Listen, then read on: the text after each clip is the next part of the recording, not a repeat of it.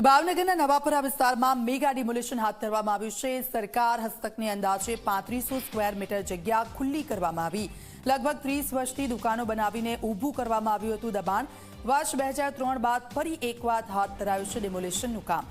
2003 બાદ દુકાનો અને દરગાહ બનાવીને દબાણ કરવામાં આવ્યું હતું। પોલીસના કાફલાને સાથે રાખીને આ દબાણ હટાવવાની કામગીરી 30 થી 35 જેટલી દુકાનોને જમીનદોસ્ત કરવામાં આવી છે।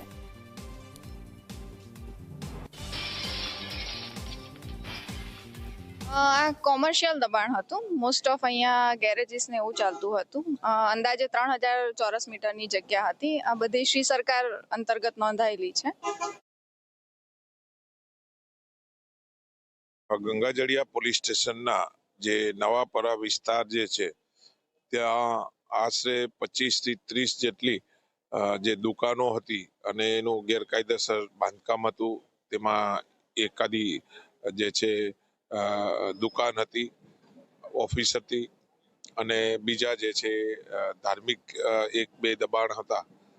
આશરે 3000 સ્ક્વેર ફીટની જે આ જમીન ઉપર ગેરકાયદેસર દબાણ હોય, આજે મામલતદાર સાહેબ શ્રી તથા સિટી સર્વે સુપ્રિન્ટેન્ડન્ટ તથા પોલીસ જે છે 100 જેટલી પોલીસ, 15 જેટલા અધિકારીઓને આ બંદોબસ્તમાં રોકાયેલ હોય।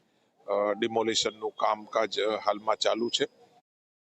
ભાવનગર શહેરની અંદર નવાપરા વિસ્તારની અંદર છેલ્લા ઘણા વર્ષોથી ખડકાયેલા દબાણો છે એ સિટી સર્વે દ્વારા હટાવવાની કામગીરી છે એ હાથ ધરવામાં આવી છે।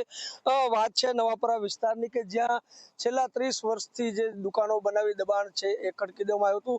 લગભગ 35 થી 40 જેટલી દુકાનો અને 2 જેટલા ધાર્મિક સ્થળો છે એ અહીંયા બનાવવામાં આવ્યા હતા, જેને લઈને અગાઉ 2003ની અંદર આ જે જગ્યા છે એને દબાણ જે હટાવવાની કામગીરી કરી ખુલ્લી કરવામાં આવી, પરંતુ ફરી આ જે લોકો છે તેના દ્વારા દબાણ કરી દેવામાં આવતા આજે સરકાર હસ્તકની આ જે જમીન છે તેની ગઈકાલે જ નોટિસો પણ પાઠવી, એનો જે અંતિમ દિવસ હતો તેને લઈને જે ટીમ છે પોલીસના ચુસ્ત બંદોબસ્ત સાથે અહીં આવી છે। વહેલી સવારે 6 વાગ્યાથી જે દબાણ હટાવવાની કામગીરી છે એ કરવામાં આવી રહી છે અને લગભગ કહી શકાય કે 3500 ચોરસ મીટર જેટલી જગ્યા છે એ હાલ ખુલ્લી કરવામાં આવી છે। આ જે દબાણ છે હટાવવામાં જે સ્થાનિક લોકો છે તેનો પણ પૂરતો સહકાર રહ્યો છે અને તમામ જગ્યા ખુલ્લી કરી તાર ફેન્સિંગ કરી અને દબાણની જે હટાવવાની જે કામગીરી છે એ પૂર્ણ કરવામાં આવી છે। નવનીત દલવાડી, જી મીડિયા, ભાવનગર।